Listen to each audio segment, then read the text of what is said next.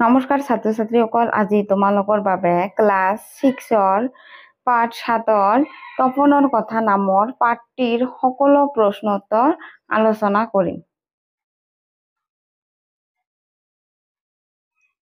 ক্ৰিয়াকলাপ পাঠভিত্তিত দিয়া আছে। 1 নম্বৰত দিয়া আছে তলত দিয়া প্ৰশ্নসমূহৰ শুদ্ধ উত্তৰটো বাছি উলিয়াই সঠিক চিহ্নবৃত্তটো পূৰ কৰা। দিয়া আছে ধুবুৰীৰ পৰা তপনৰ ঘৰলৈ কোন আহিছিল? ক দিয়া আছে তপনৰ মাহীয়েক, খ দিয়া আছে তপনৰ মাক, গ দিয়া আছে তপনৰ মাহীয়েকৰ পুতেক, ঘ দিয়া আছে জোচেফ ছাৰ। ইয়াৰ শুদ্ধ উত্তৰটো হৈছে গ তপনৰ মাহীয়েকৰ পুতেক। ইয়াত গ বৃত্তটো এনেকৈ পূৰ কৰিব।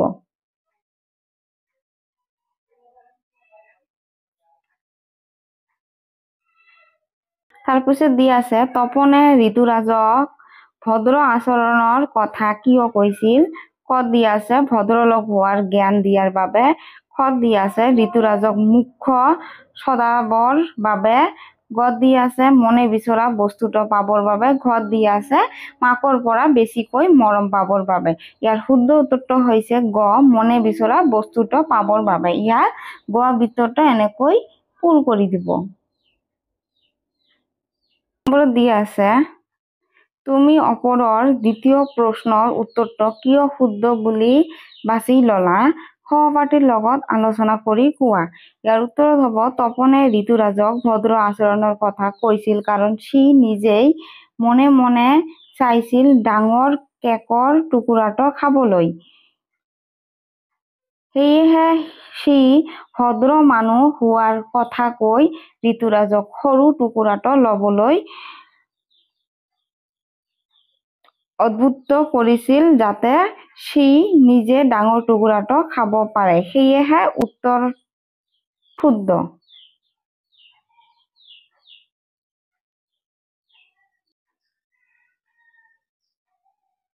তিনি নম্বৰত দিয়া আছে তলত দিয়া শব্দবোৰৰ অৰ্থ মেঘ টুকুৰাৰ পৰা বাছি উলিয়াই লিখা। ইয়াত কি দিয়া আছে? চাফৰ, মাছৰ পিছৰ অংশ, ভাল আচৰণৰ দ্বাৰা লোকৰ মনত সন্তেজ দিয়া, লিখা পঢ়া কৰা বা আহাৰ খোৱা, অখুৰা লগোৱা, পীড়া সদৃশ আচবাব। 1 নম্বৰত দিয়া আছে মেচ। মেচ দেখিবলৈ কেনেকুৱা? ইয়াৰ উত্তৰটো হ'ব লিখা পঢ়া কৰা বা আহাৰ খোৱা, অখুৰা লগোৱা, পীড়া সদৃশ আচবাব। ফিচা, ইয়াৰ উত্তৰত হ'ব মাছৰ পিছৰ অংশ। 3 নম্বৰত দিয়া আছে ঢাকন, ইয়াৰ উত্তৰত হ'ব চাফৰ। 4 নম্বৰত দিয়া আছে ভদ্ৰ, ইয়াৰ উত্তৰত হ'ব ভাল আচৰণৰ দ্বাৰা লোকৰ মনত সন্তেজ দিয়া।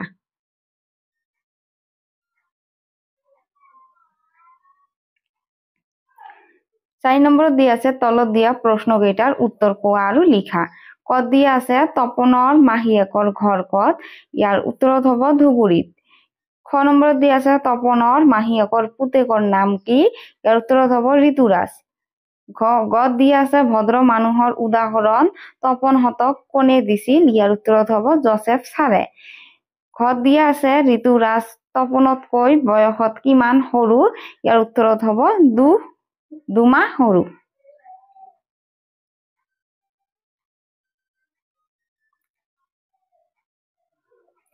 দিয়া আছে তপনৰ কথা পাঠটিৰ লেখক কোন? ইয়াৰ উত্তৰত হ'ব ডক্টৰ ভৱেন্দ্ৰনাথ শইকীয়া। 5 নম্বৰত দিয়া আছে তলত দিয়া প্ৰশ্নটোৰ 5 নম্বৰত দিয়া আছে তলত দিয়া প্ৰশ্নকেইটাৰ উত্তৰ আলোচনা কৰি কোৱা আৰু লিখা। ইয়াত ক নম্বৰত কি দিয়া আছে? তপন আৰু ঋতুৰাজৰ মাজত কোনটো চৰিত্ৰ তোমাৰ বেছি ভাল লাগিল আৰু কিয়? ইয়াৰ উত্তৰত লিখিবা ঋতুৰাজৰ চৰিত্ৰটো মোৰ বেছি ভাল লাগিল কাৰণ সি নম্ৰ, ভদ্ৰ আৰু আত্মত্যাগী। খ দিয়া আছে তপনে ঋতুৰাজক ভদ্ৰ মানুহৰ আচৰণৰ 2টা উদাহৰণ দিছিল। সেই উদাহৰণ দুটাৰ লগত তুমি একমত হয়নে? যদি হয় কিয় হয় আৰু যদি নহয় কিয় নহয়?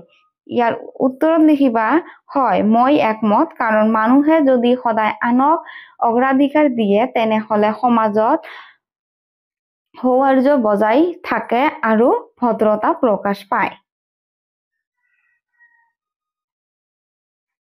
গত দিয়া আছে তপনে কেকৰ ডাঙৰ টুকুৰাটো নিজে খাই ভাল কৰিলে নে বেয়া কৰিলে, সপক্ষে আৰু বিপক্ষে যুক্তি দিয়া। ইয়াৰ উত্তৰত হ'ব সপক্ষে তোমালোকে কি যুক্তি দিবা, সি বিচৰা বস্তুটো লাভ কৰিবলৈ এক ধূৰ্ততা প্ৰয়োগ কৰিছিল যিটো বুদ্ধিকেই চিনাই। আৰু বিপক্ষে যুক্তিত লিখিবা সি আনক ভদ্ৰতা শিকাই নিজে ভদ্ৰতা নেদেখুৱাই নিজৰ স্বাৰ্থ পূৰণ কৰিলে যি ভৱিষ্যতৰ বাবে ভাল আচৰণ নহয়। ঘৰত দি আছে ঋতুৰাজে যদি সৰু কেক টুকুৰা খাবলৈ অমান্তি হলহেঁতেন তেন্তে কাহিনীটো কিদৰে শেষ হলহেঁতেন। ইয়াৰ উত্তৰত হ'ব যেতিয়া হয়তো তপনে নিজৰ কৌশল সফল কৰিব নোৱাৰিলেহেঁতেন অথবা তপন আৰু ঋতুৰাজৰ মাজত এটা সামান্য মন কষা হোৱাটো সম্ভৱ আছিল।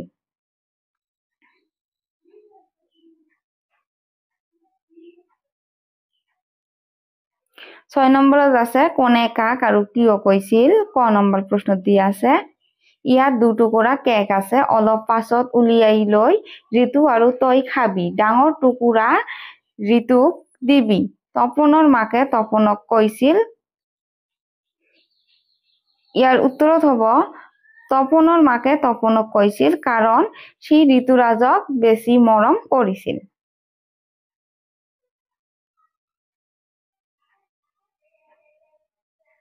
খ নম্বৰত দি আছে তই সঁচাকৈয়ে বৰ ভদ্ৰ ল'ৰা, তোৰ নিচিনা ল'ৰাক আমাৰ চহেব ছাৰে বৰ ভাল পাব।